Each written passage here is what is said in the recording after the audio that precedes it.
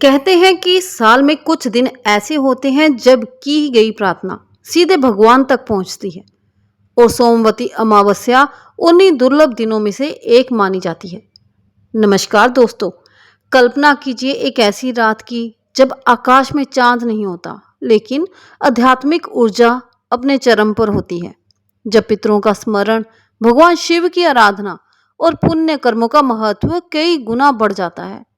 साल 2026 की सोमवती अमावस्या ऐसा ही एक दुर्लभ और पावन अवसर लेकर आ रही है।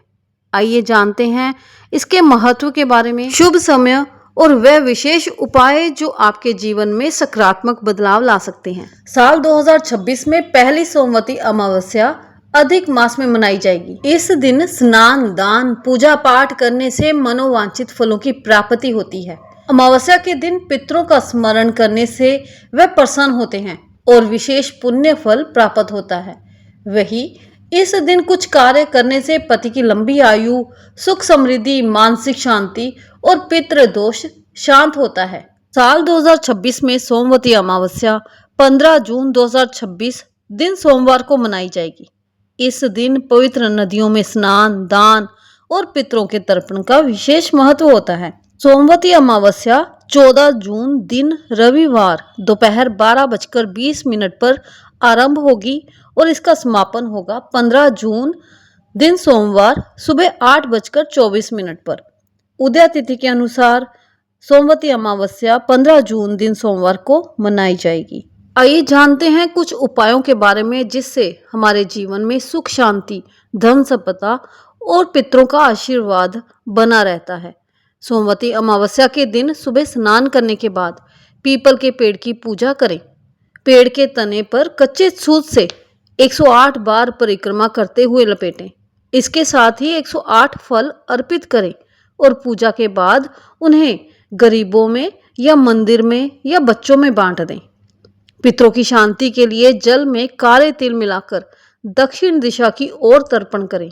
इसके अलावा शाम के समय घर के ईशान कोण अर्थात उत्तर पूर्व दिशा में लाल बत्ती वाला घी का दीपक जलाएं।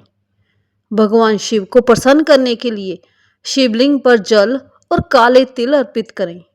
अगर आपको तनाव या बेचैनी है और उससे मुक्ति पाना चाहते हैं तो उसके लिए कच्चे दूध में अपनी छाया देखकर उसे किसी काले कुत्ते को पिला दें। अमावस्या के दिन जरूरतमंदों को अपनी क्षमता के अनुसार अन्न, चावल, गेहूं, फल, फूल दान करें या वस्त्र भी आप दान कर सकते हैं। दान करने से कुंडली के कई दोष समाप्त होते हैं। इस दिन आटे की गोलियां बनाकर मछलियों को खिलाएं और चींटियों को शक्कर मिला हुआ आटा डालें।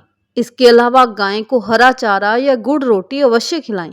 इस दिन ये भी ध्यान रखें कि आप कपड़े या सिर ना धोएं, क्योंकि अमावस्या जो है वो पितरों के लिए मानी जाती है। पितरों के लिए तर्पण किया जाता है और इस दिन कपड़े या सिर नहीं धोना चाहिए, क्योंकि जो उनसे मैल निकलती है, ये माना जाता है कि अगर हम उस दिन कपड़े या सिर धोते हैं तो वो जो मैल निकलती है वो हमें हमारे पितरों तक पहुंचती है। इसलिए हमें कपड़े और बाल नहीं धोने चाहिए। इससे नकारात्मक ऊर्जा आकर्षित होती है और कुंडली में चंद्रमा की स्थिति भी कमजोर होती है और घर में दरिद्रता आ सकती है।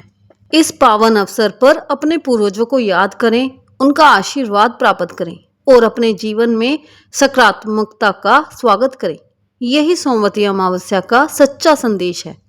अगर आपको ये जानकारी उपयोगी लगी हो तो वीडियो को लाइक और शेयर जरूर करें ताकि ये पावन संदेश अधिक से अधिक लोगों तक पहुंच सके। भगवान शिव की कृपा और पितरों का आशीर्वाद सदैव आप पर बना रहे। श्रद्धा से किया गया एक छोटा सा पुण्य कर्म भी जीवन में बड़े बदलाव ला सकता है। इसी संदेश के साथ हर हर महादेव, जय भोलेनाथ।